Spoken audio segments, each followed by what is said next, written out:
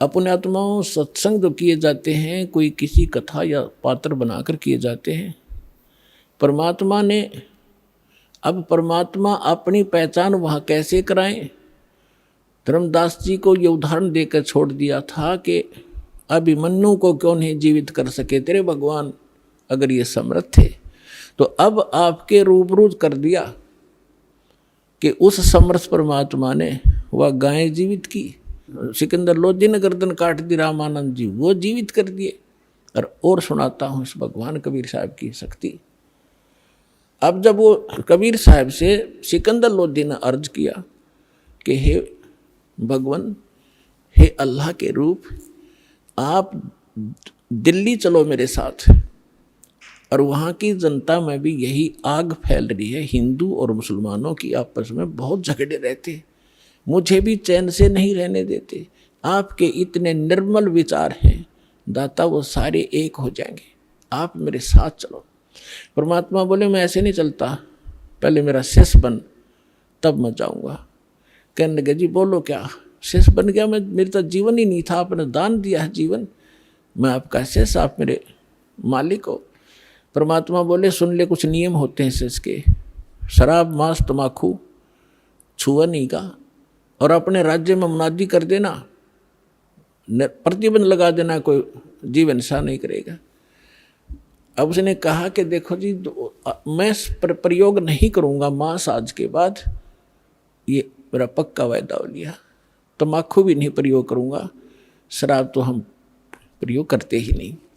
और दूसरी रही बात कि मैं प्रतिबंध जरूर लगा दूंगा, लेकिन मैं मजबूर हूँ, ये मुसलमान मेरी मानेंगे नहीं, और मैं ज़्यादा जोर दूंगा तो मेरा राज खत्म कर देंगे, इसलिए मैं विवश होऊंगा इस बात पर। परमात्मा बोले ठीक है, तू मत खाना। अब ठीक है जी।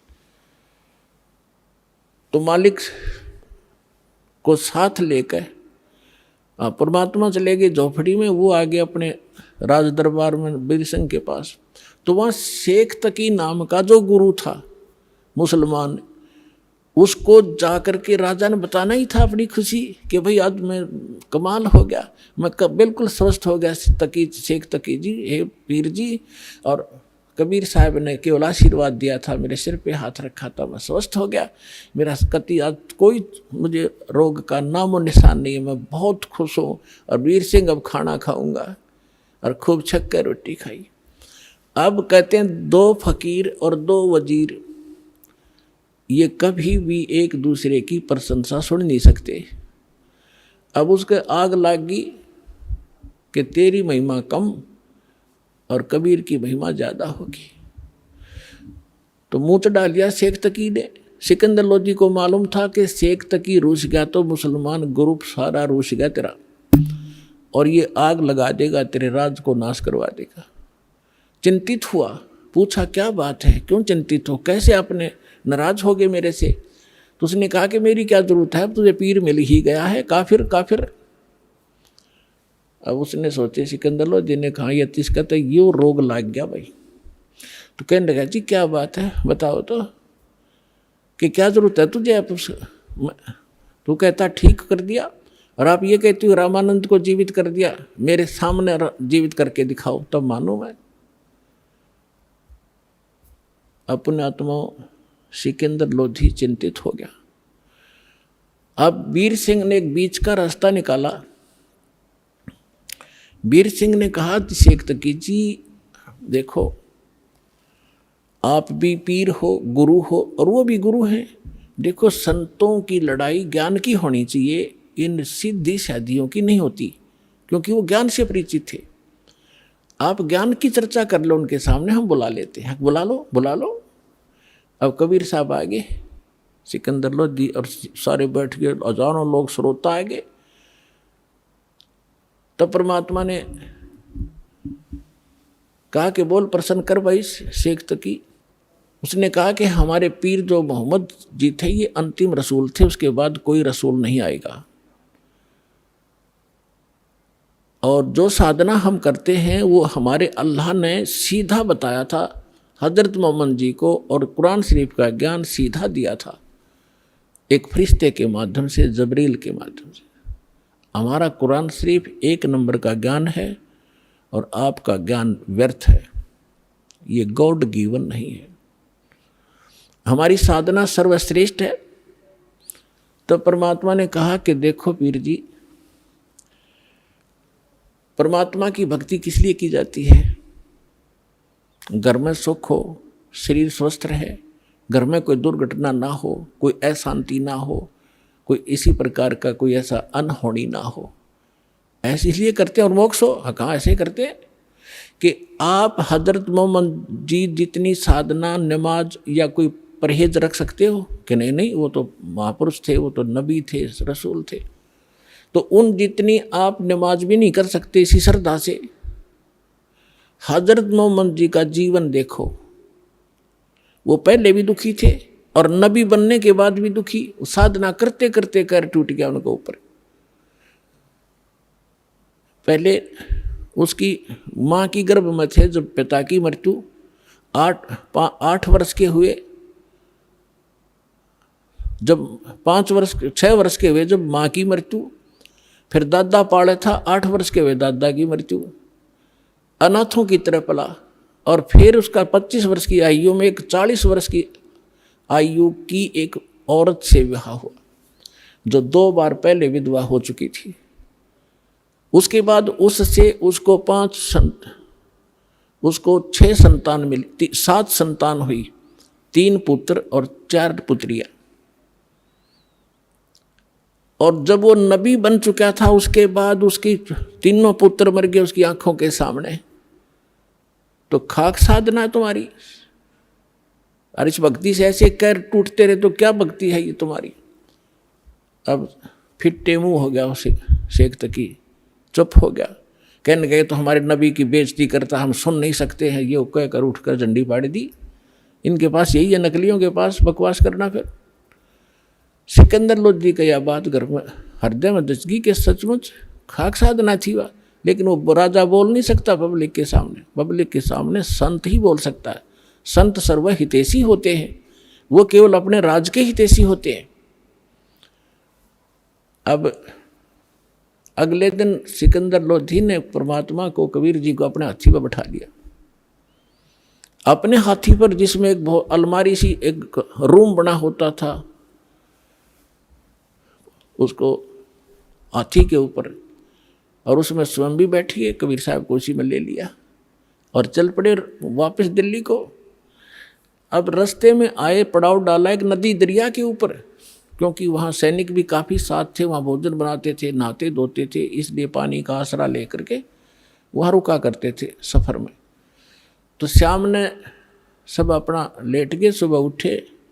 सिकंदर लोधी का दिनचर्या थी सुबह जाकर उस पीर जी का माथा टेक्या करता, उसको खुश रखने के लिए। जब उसके टेंट में गया, मुंह चढ़ा रखा, उसने टेढ़ा मुंह कर लिया, सीधा मुंह नहीं बात करे। सिकंदर समझ गया कि इसका कोई मरोड़ी लग गई, कोई आज फिर इसका कुबद भारी है इसके मन में। विनम्र भाव से पूछा, पीर जी क्या हो गया, कि क्या जरूरत है आपने मेरी? अब तुझे मिल गया ना वो मुर्दे जिंदे करने वाला। मैं तो जब मानो मेरे सामने मुर्दा जिंदा करे तब उसको पीर पैगंबर की संज्ञा दूंगा, नहीं तो जाके मुसलमानों को कह दूंगा कि राजा काफिर हो गया है। राजा हिंदू बन गया है, काफिर बन गया है, एक हिंदू को गुरु बना लिया।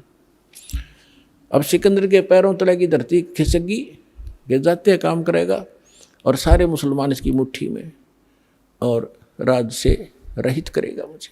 चिंतित हो गया, वापस आ गया। उस टेंट में आया जहाँ भगवान बैठे थे, परमात्मा अंतर्यामी है। उनका चेहरा उतरा, देख कर कहा कि राजा, कोई राजकाज की बुरी खबर मिल गई क्या?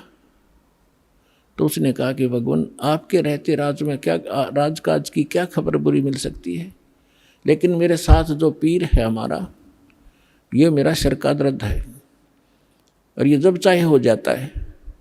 आज यो मेरे से ढंग से बात नहीं कर रहा है और इसने मुझे चिंता पैदा ये कर दी है कि तूने काफिर गुरु बना लिया है और मैं मुसलमानों को बताऊंगा और जाते मेरा यो काम बिगाड़ेगा। ये तो पक्का नाड़ी है। परमात्मा ने कहा, क्या कहता है? कि ये कह रहा है कि मेरे सामने मुर्दा जिंदा करके दिखावा कबीर, तब मानूं मैं। परमेश्वर बोले, भाई जा, उसने नो कह दे कोई मुर्दा ले आवे, चल तेरी टेंशन तो खत्म करूं मैं, हमारी तो देखी जाएगी। अब परमात्मा अपने बच्चे के, अपने भगत की टेंशन नहीं देख सकता। सिकंदर लोधी ने कहा कि पीर जी आप लाओ मुर्दा कोई। सिकंदर को तो पता था, उसके सामने कर रखा कि 2 मिनट में करेंगे, ये तो भगवान है, अल्लाह है। अब शेख तकी कहता है मैं कहाँ से लाऊं, कभी होगा जब देखा, जब इसका परीक्षा लूंगा। अब परमात्मा ने सोचे इतने सिकंदर मर लेगा, वहां तक पहुंचाएंगे, इतने हार्ट अटैक हो जाएगा, इतना चिंतित है। इतने में क्या देखा कि एक 13 वर्ष के बच्चे का शव दरिया में आ रहा है। और वो कैसे आया था कि उस बच्चे की आयु शेष नहीं थी, वो मर चुका था। कुछ कबीले ऐसे होते हैं जो जल पर, जो ना तो धरती में गाड़ते हैं, जमीन में नहीं दफनाते और न ही वो जलाते हैं, वो जल प्रवाह कर देते हैं इस उद्देश्य से कि इसके मांस को जीव जंतु खा लेंगे समुद्र के, कुछ पुण्य मिलेगा। इस करके उसको एक फ्लोटिंग सा बना करके, एक घास फूस का तैरने वाला बेड़ा सा बना के उस पर लिटा देते हैं और ऐसे सत्कार से उसको बहा देते हैं। वो बहता हुआ आ रहा था। तब सैनिक स्नान कर रहे थे, उन्हें दूर से देखा कि वो आ गया मुर्दा, एक मुर्दा आ गया, मुर्दा आ गया। सबको पता चल गया था कहानी क्या है। तो सभी आकर इकट्ठे हो गए, कबीर साहब भी आ गए, सिकंदर उसको शेख तकी कोई बुला लाए। तब परमेश्वर ने कहा शेख तकी पहले तू जंतर मंतर कर ले, कदे फिर नंबर बनावे और करके दिखा इसको जीवित। तो सभी और भी उपस्थित थे, उन्होंने कहा जी ठीक है, देखो दो के बीच में कोई होता है तो दोनों ने ही अपनी दिखानी चाहिए शक्ति। तो लगा फूफा करन, वो चला गया मुर्दा आगे, काफ़ी दूर चला गया। तो शेख तकी कहता है कि ये अपने सिर से बला टालना चाहता था। मुर्दे जिंदे होते कभी, वो तो क़यामत के समय मुर्दे जिंदे हुआ करते हैं, क़यामत आओगी कभी, जैसा नर टाला रखा है। तो परमात्मा ने उस मुर्दा जो बहता जा रहा था डाउन स्ट्रीम में, जिधर पानी के बहाव में काफ़ी 2-3 फरलांग चला गया था, 1000 गज के लगभग 1000 फुट की दूरी, तो वहाँ से मालिक ने ऐसे संकेत किया, मुर्दा वापस चल पड़ा जैसे इंजन वाली किश्ती धारा के विपरीत बहकर फ्लोट होकर चलती है, और सामने आकर रुक गया, नीचे लहर चल रही है। तब परमात्मा ने कहा था कि हे आत्मा तू जहाँ भी है, कबीर हुक्म से वापस आ और इस मुर्दे में, इस बच्चे के शरीर में प्रवेश कर दोबारा और बाहर आ जा। बोलो सतगुरुदेव। उसी समय वो बच्चा जीवित हुआ, कंपन हुई शरीर में और परमात्मा के चरणों में आके दंडवत प्रणाम किया। बोलो सतगुरुदेव।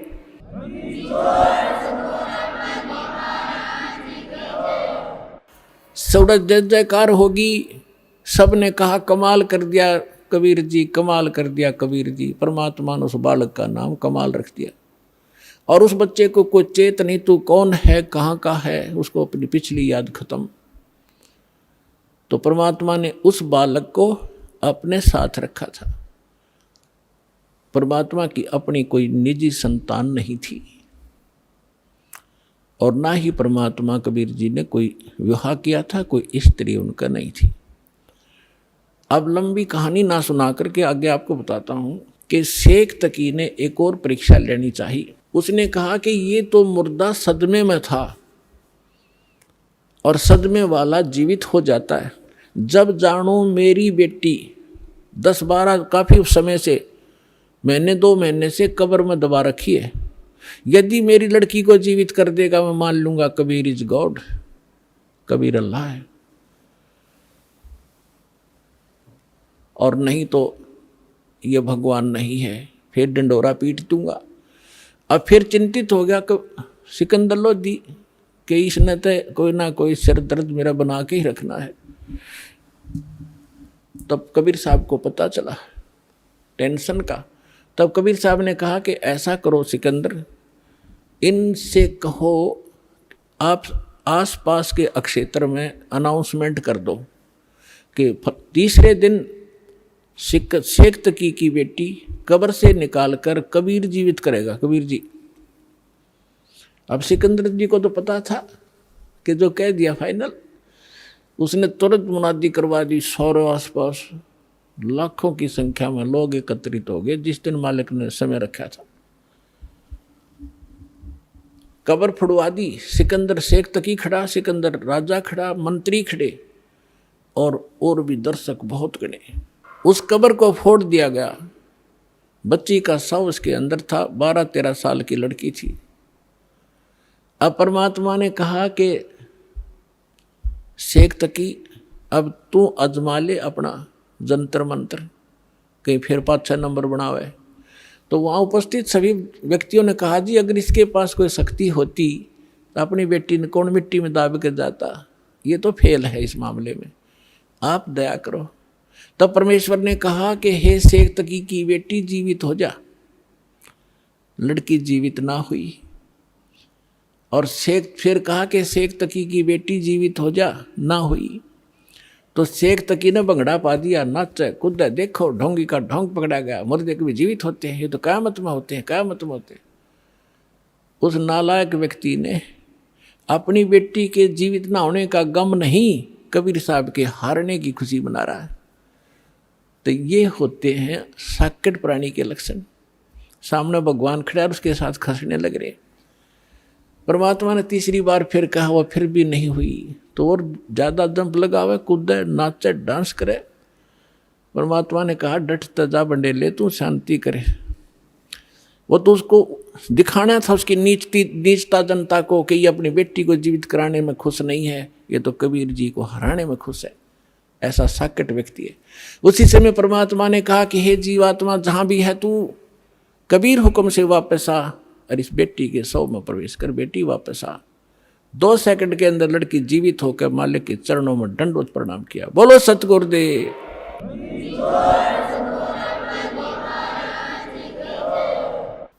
अब सब ने कहा कि दाता कमाल कर दिया, मालिक कमाल कर दिया, परमात्मा।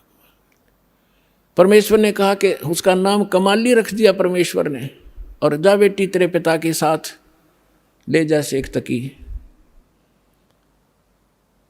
अब वो लड़की कहती है कि नहीं, आज मुझे अपने ओरिजिनल फादर का पता लग गया, ये तो नकली पिता था, मुझे माटी में डाल गया। आज मुझे अपने असली पिता का पता लग गया है। और 1.5 घंटे तक उस लड़की ने वहाँ कथा सुनाई, अपने पूर्व जन्म की कथा सुनाई। अपने आत्माओं, परमात्मा कहते हैं जो जन मेरी शरण है ताका हूँ दास, गेल गेल लाग्या फिरूं जब तक धरती आकाश। अब ये जो पिछली पीढ़ी का समय अब चल रहा है, और जितने पुण्यात्मा श्रद्धा से नाम लेंगे ये तो पार होंगे ही होंगे। ये तो करोड़ों की संख्या में, लाखों अरबों की संख्या में पार होंगे।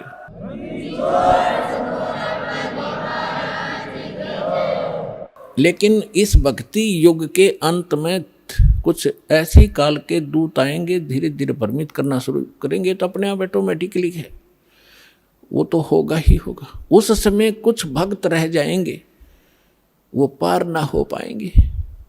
तो उनमें से यही आत्मा कमाली और कमाल की थी। तो परमात्मा,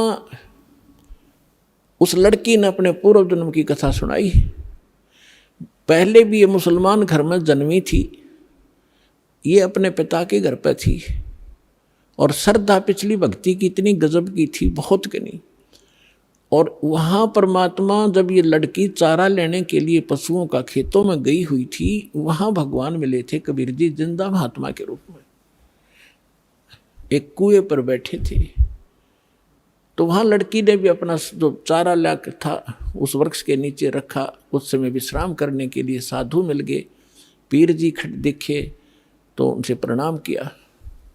परमात्मा ने काफ़ी उसको ज्ञान दिया, बेटा भक्ति करनी चाहिए। वो कहती जी भक्ति करती हूँ, ईद बकरीद मनाते हैं, नमाज करती हूँ, ऐसे करती हूँ। परमात्मा ने सारा ज्ञान समझाया, बेटी ये ईद और बकरीद मनाना, मांस खाना, ये महापाप है, ये नहीं खाना चाहिए। कोई आपको काट कर खावे कैसा लगे। लड़की स्तब्ध हुई, बच्चे का जल्दी घर करती है ये ज्ञान। अज्ञान भी और ज्ञान भी, बुराई भी और अच्छाई बच्चा जल्दी से ग्रहण करता है, जैसा उसको माहौल मिलता है। काफ़ी ज्ञान सुनाया, बेटी ये भक्ति नहीं, भक्ति अलग से हट के इसकी। अब सामने देखा कि भी मुसलमान ही है, ये बता रहा है, तो बच्ची के बात समझ में आ गई। कहने के भगवान फिर क्या करूं कि बेटी जो मैं साधना बताऊं ये करना, और ये 2 दिन का जीवन है, असंग जन्म हो गया, जन्म तेर मृत्यों को मैं ऐसी साधना बताऊंगा ये पीछा छूट जाएगा। लड़की ने क्या नाम ले लिया, और बेटी मांस नहीं खाएगी, अगर नहीं खाऊंगी महाराज, कतई नहीं खाऊंगी, कोई कंपलसरी नहीं मांस खाना, खाओ तो खाओ, मैं नहीं खाऊंगी। लड़की ने दृढ़ निश्चय किया, और लड़की होगी 17-18 साल की, विवाह से मना कर दिया, इतना वैराग हो गया उसके अंदर। और माता पिता को चिंता होगी वे बेटी को हम घर पर नहीं रख सकते, उधर से वो विवाह को मना कर रही है। तो लास्ट में माता पिता ने कह दिया, बेटी अगर तुम विवाह नहीं कराएगी तो हम दोनों आत्महत्या करेंगे, हम तुझे यहाँ नहीं देख सकते, बेटी को कैसे रखेंगे, कल न पता नहीं क्या उक चुक हो जाएगी। अब लड़की ने सोचा बुढ़ा बुढ़िया मरेंगी, उसने यस कर दी, ठीक है मैं शादी करवा लूँ।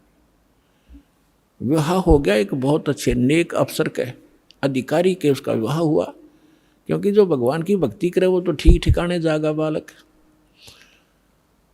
वो नेक आदमी था, मुसलमान, भगवान से डरने वाला था। ठीक है हम परंपरागत से गलतियां कर भी रहे अपने समाज अनुसार, लेकिन पिछले संस्कार भी हमारे साथ रहते। वो बहुत ही अच्छा आदमी था, नेक आदमी था, भगवान से डरने वाला। वैसे भी स्वभाव अच्छा होता व्यक्तियों का, चाहे हिंदू होते, मुसलमान, सिख हो, ऐसा ही उनका अपना भी कुछ आधार होता पूर्व जन्म का। तो जब वो लड़की वहाँ विवाह करके वहाँ गई अपने पति के पास, तो उसको कहा कि मैं आपसे एक अर्ज करना चाहूँगी, वो मेरी अर्ज सुनो। उसने कहा कि बोलो, एक छोड़ दो बता, कि मैं संतानों उत्पत्ति नहीं करूँगी, मैं सप्रस नहीं करूँगी आपको, और आपने यदि मेरे साथ बलपूर्वक किया तो मैं आत्महत्या कर लूँगी। तो उसने कहा, उसका नाम राबिया था, कि राबी आपने निकाह कबूल क्यों किया? मना कर देती, कोई कंपलसरी, मुसलमानों में एक ऑप्शन है, लड़की स्वीकृति देगी तो ब्याह होगा, नहीं तो नहीं होगा।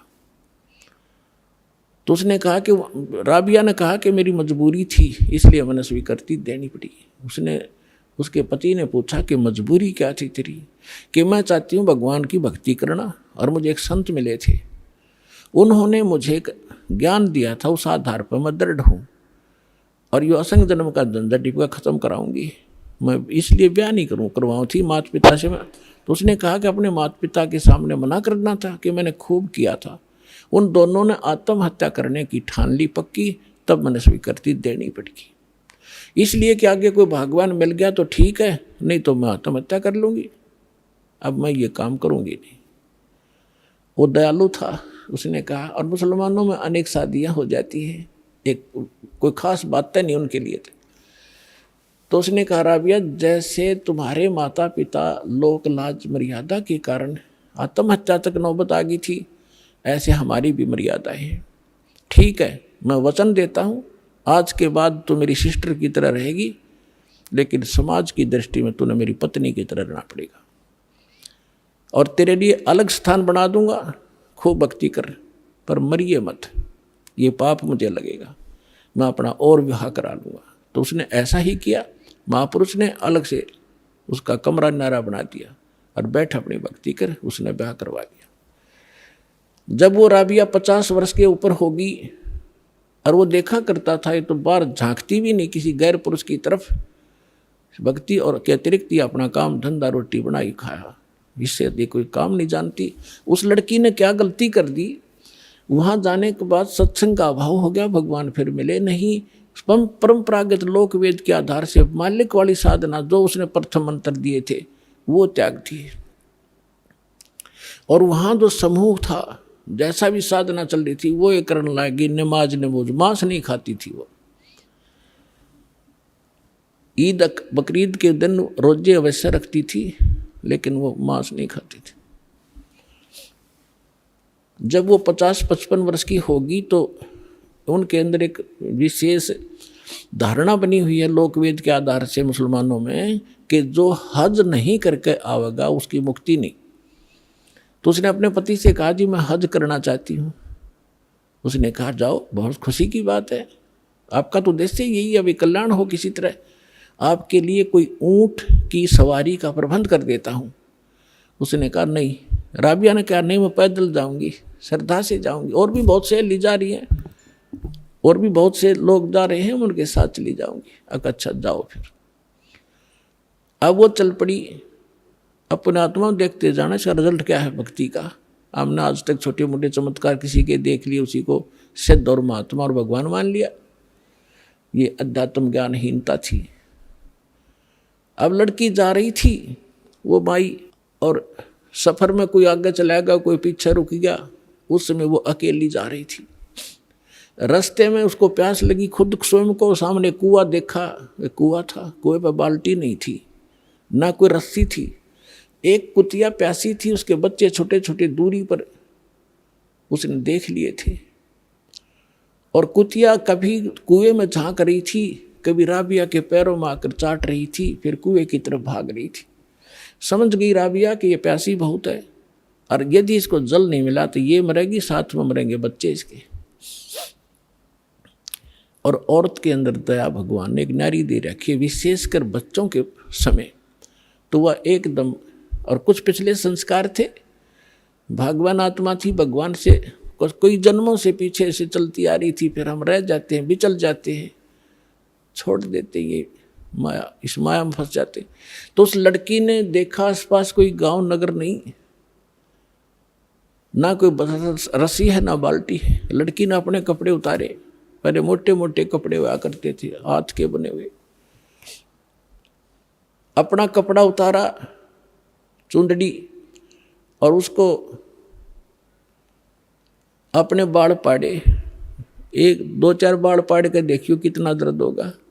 लेकिन उस परमार्थ में उस बेटी ने एक नहीं देखा, फटाफट अपने सारे बाल पाड़ कर रस्सी बनाई लंबी। बहुत लंबी रस्सी बनानी पड़ी क्योंकि पानी गहरा था। बांध कर उसने अपनी बात कपड़ा और उसके अंदर पानी में भिगोया, और बाहर एक मटका टूटा हुआ पड़ा था, उसका पात्र था आधा, उसमें निचोड़े कुतिया साथ साथ पीवे। वह कुतिया छका दी, अपने बाड़ बूढ़ खून खान निकला था उसको पूछ पाछ के, और चालन की तैयारी करी थी। उधर से वो मक्का, एक स्ट्रक्चर, एक मंदिर न्यों का न्यों उठ गया जहाज की तरह, और उस कुएं के साथ में आग लग गया, जैसे प्लेटफार्म पर गाड़ी लग जाती है, रेलगाड़ी। अब उसने देखा, उसने जाना ही मक्का में था, उसने सोची तो पहुंच गई मक्का, फट मक्के में प्रवेश किया। फिर वहां से उठा, वहां के लोग दे हैरान है, मक्का गया कहाँ। उस समय एक अब्राहिम अधम नाम, सुल्तान नाम का एक व्यक्ति था।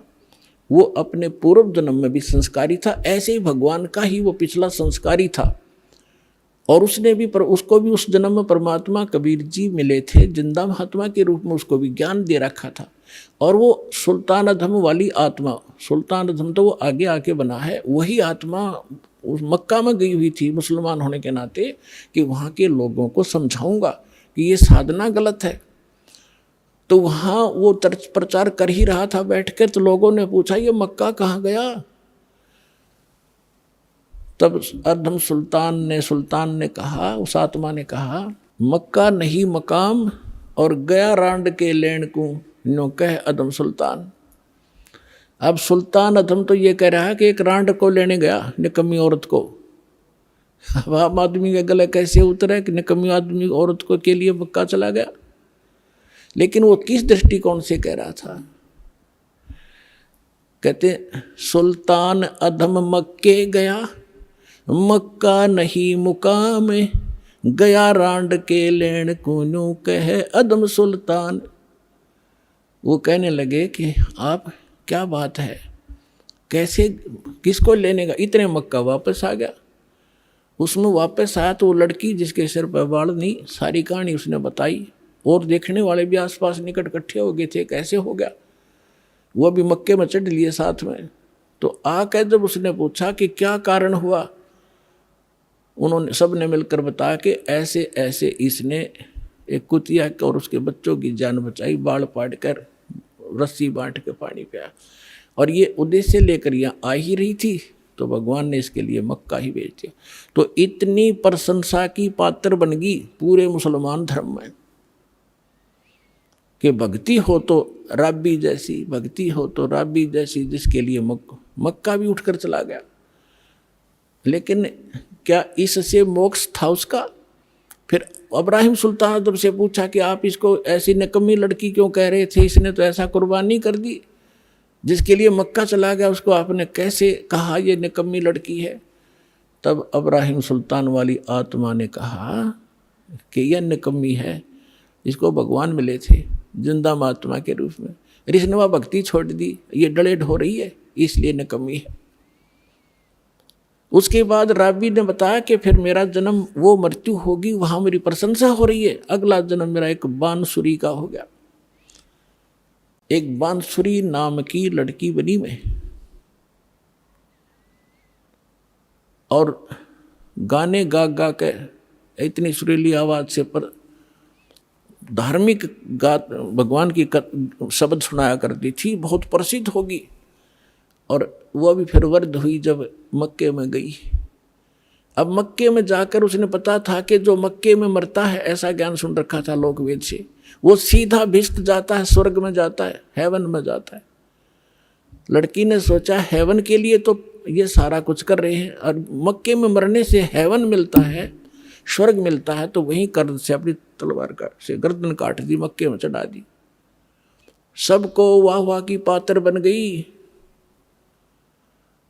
कि भक्ति हो तो बंसुरी जैसी। बंसुरी तो गई सीधी भिष्ट में, सीधी स्वर्ग गई है, तो इसने मक्के में शीश चढ़ा दिया। फिर बताती है कि मैं कहाँ गई, अगला जन्म मेरा एक वैश्या का बना, मैंने अपने खूब कर्म फोड़े, वो मेरा जन्म फिर समाप्त हुआ। अब मेरी आयु 12 वर्ष की मनुष्य जीवन की शेष थी, मानव शरीर की। और ये भी वहाँ धर्मराज के दरबार में जब मैं गई हुई थी, वहाँ मुझे पता चला, धर्मराज ने बताया कि ऐसे ऐसे तुझे कोई संत मिला था, वो साधना तूने 4 वर्ष की थी। हाँ जी, 4 वर्ष की थी। उसके बाद उसके कारण तुझे ये इतने मनुष्य जीवन मिले हैं। अब तेरा मनुष्य जीवन शेष नहीं है, अब तू पशु योनि में जाएगी। कुछ दिन इंतजार कर, तेरा नंबर आते ही वहां ठोक देंगे तुझे। तो उसने बताया कि ये आज परमात्मा खुद पहुंचे वहां पर, और धर्मराज के सामने वकालत करी वकील बन के कि ये मेरी भक्तनी थी, पिछले जन्म में मेरी साधना कर रखी है, इसको छोड़ तू अकाउंट नहीं ले सकता। धर्मराज ने हाथ जोड़ लिए और इनको वापस दे दी मेरी आत्मा। मैं यहाँ खड़ी हूँ। लोगों, ये भगवान आए हैं, ये अल्लाह अकबर है, आँख खोल लो, चरण ले लो। लाखों लोगों ने कबीर साहब की शरण ली। बोलो सतगुरुदेव।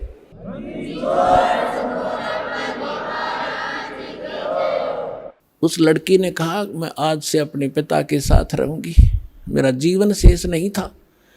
आज इस दाता ने मेरे को मनुष्य जीवन अपनी शक्ति से एक्सटेंड किया है। समर्थ का शरणाग हो, रंग होरी हो, भाई कदे न हो काज, राम रंग होरी हो। ऋग्वेद मंडल नंबर 10 सूक्त 161 मंत्र 2 कबीर साहब के ऊपर खरा उतरता है। तो who is God? Kabir is God.